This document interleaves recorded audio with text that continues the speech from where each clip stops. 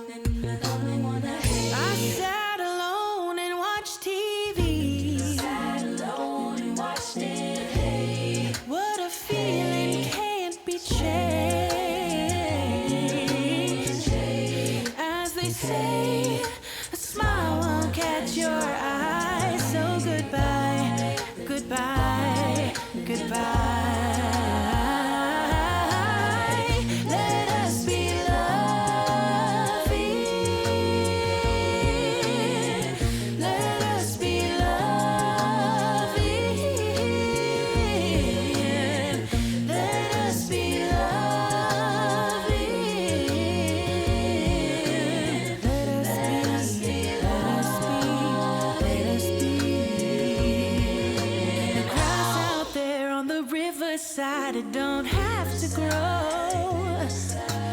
Out into this forest wide, you reap just what you sow. Lonely in the jungle deep, a smile won't catch your eye. So goodbye, goodbye, goodbye.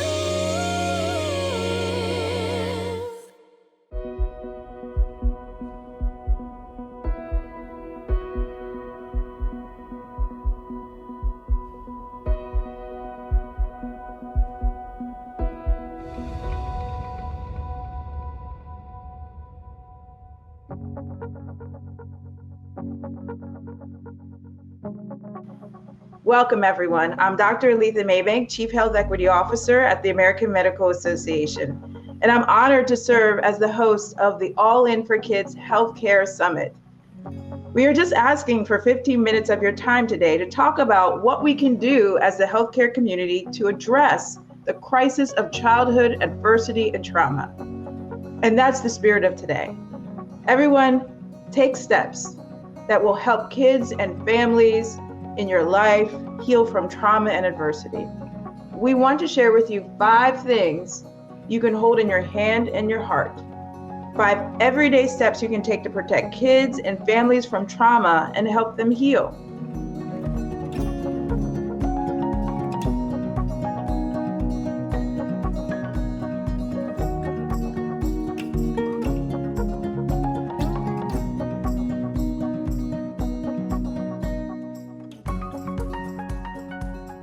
Let's hear first from one of my favorite doctors in the country, California's Surgeon General, Dr. Burke Harris, revisiting a discussion that she had with Angelina Jolie at the onset of the pandemic.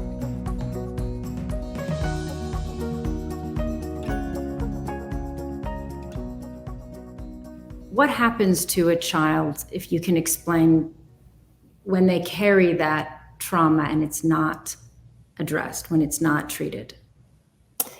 Well, that has been the focus of my research and my clinical practice for many years.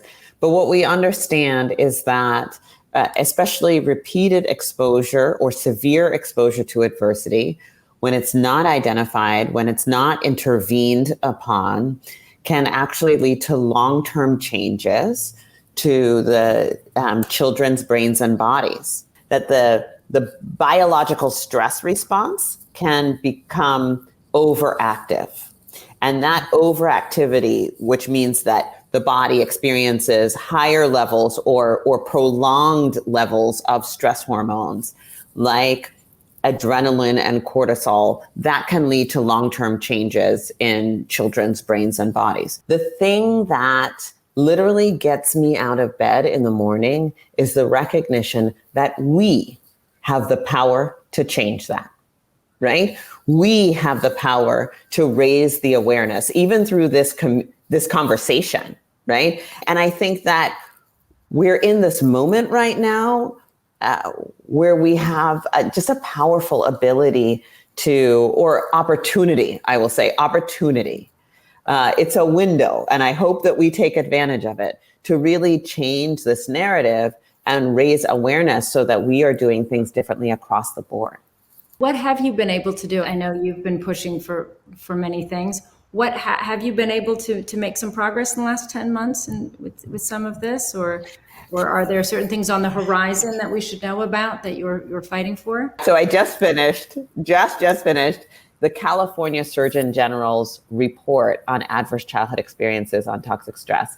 And the whole focus of that report is starting with the science, so folks know that this is a public health crisis, and then going from there and saying, okay, so how do we respond in healthcare? And that's why we in California have launched this initiative called ACEs Aware to train all of our healthcare providers on how to screen for childhood adversity, for adverse childhood experiences, and how to recognize signs and symptoms that an individual may be having what we call the toxic stress response. And what that means is that we are, getting to that point, starting to move the needle where at least among our healthcare providers, right?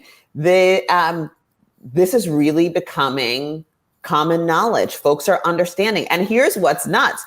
Of our almost 15,000 healthcare providers who we trained, 97% said they plan to implement this work in their clinical practice.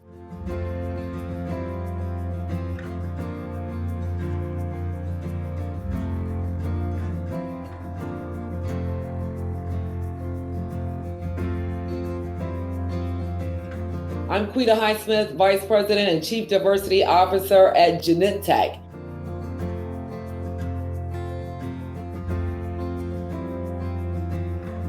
We recently completed a study among adults that revealed a crisis of trust in our healthcare system among those who need it most.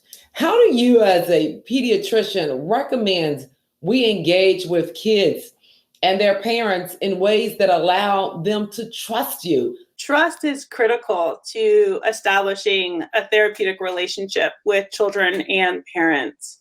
As a pediatrician and advocate, I treat every single child as if that is my child. And the decisions that I make for my patients are the same decisions that I would want to have made if my child was in the pediatrician's office. The ways that we establish trust with families are very much about showing up, and that we show up authentically, that we create safe spaces, and that we're willing to have hard conversations with families.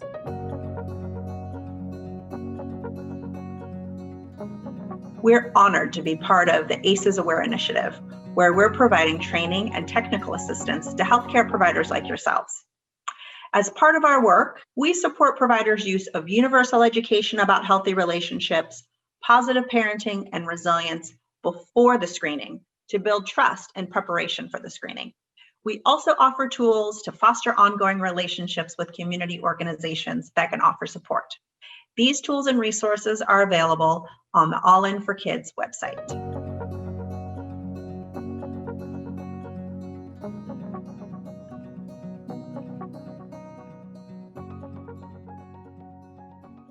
I want to ask you about racial justice and how that's so central to addressing trauma. Racial injustice is inherently traumatic, right?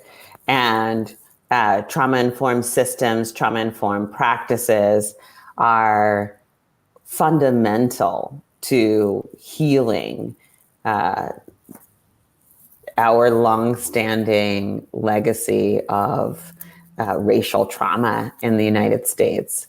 When we look at the ways in which experiences of trauma get under our skin and change our biology, and the ways in which that can also be handed down from generation to generation. And when I say handed down from generation to generation, I also mean biologically, the risk, like it can literally get under our skin and affect our DNA. We have to recognize that racial justice is a powerful issue of social justice, but it's also a powerful issue of health and well-being.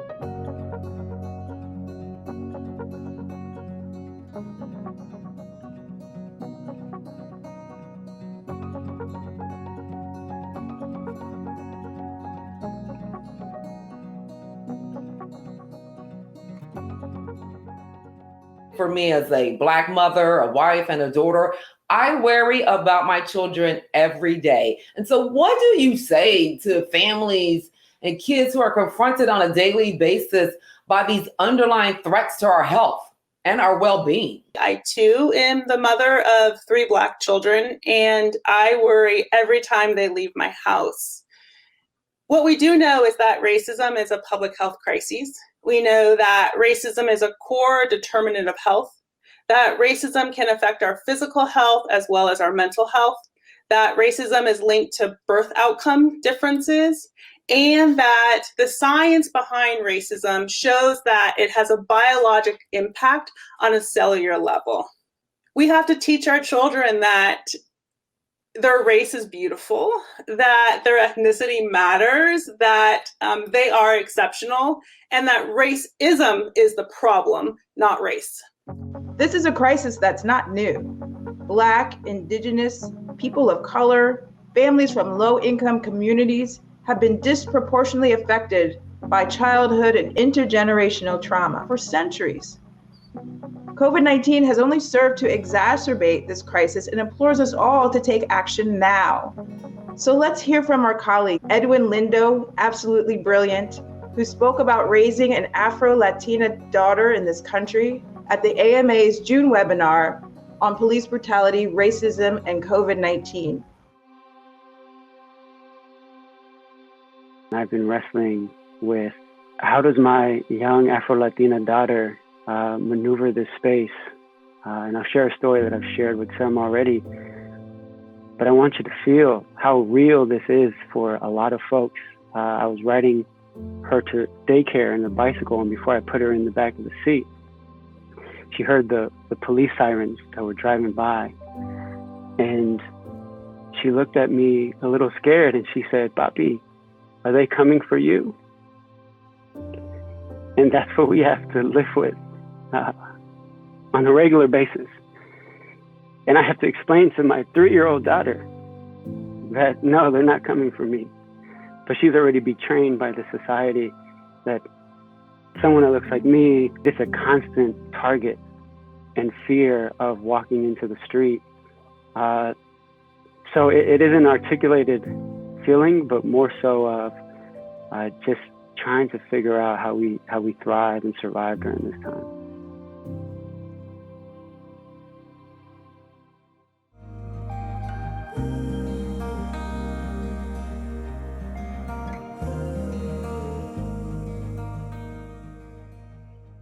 So when we talk about the impact of trauma or adversity that is not recognized and addressed, there are real, significant, and long-term impacts that can happen. And that's why, early identification and early and coordinated response is so critically important. So when we think about what it means for us to put into place trauma-informed systems and practices, right? It's really about putting into place these healing systems and practices. I'm honored now to introduce Bay Area Community Clinic doing just that. My name is Norma Ledesma. Marin Community Clinic serves the low-income community of Marin. We have women's health, pediatrics, dental care, adult medicine, specialties. We also have health hubs where we provide food pantries for our patients. There is all kinds of different classes going on, nutrition classes for kids, for adults, psychotherapy, nutritionists. So it's a broad range of services offered.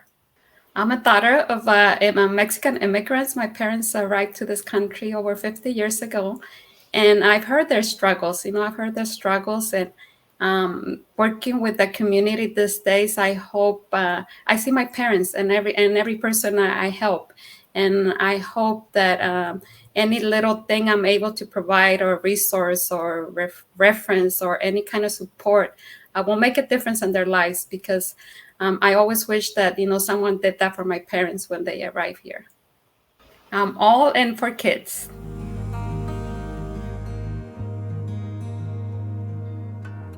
One of my friends calls this not only just self-care, but squad care. So for me during this time, I also rely on my friends and those who make me laugh. Those who know me, I love to laugh.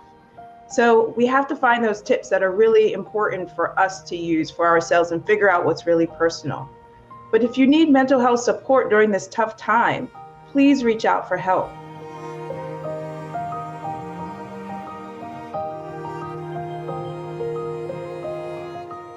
In doing this work with healthcare providers, as we've been, doing the trainings and helping to build capacity within our healthcare system, the number one thing I hear about is self-care. How do we do self-care for those who are healers, for those who are on the front lines, for those who are, trying to implement this work? And it turns out, in order for us to walk that talk, right? One of the most, it's essential in every sector, whether you're an educator, or you're a judge, or to do that self-care, because it also tells us, I think it shows us that, there is a way through, that there actually, even if you're exposed to some really hard, difficult, dark, challenging things, that when we surround ourselves with people who really care for us and nurture us, and when we deeply care for and nurture ourselves, that there is a path forward. Our time is up, but I want to share a huge thanks to All In for Kids sponsors, and to all of you joining us today. Please help us spread the word by checking out allinforkidsca.org and look to see what else you can do to end childhood trauma and register for our other summits this week for parents, educators, and more. So thanks again for joining, and be well.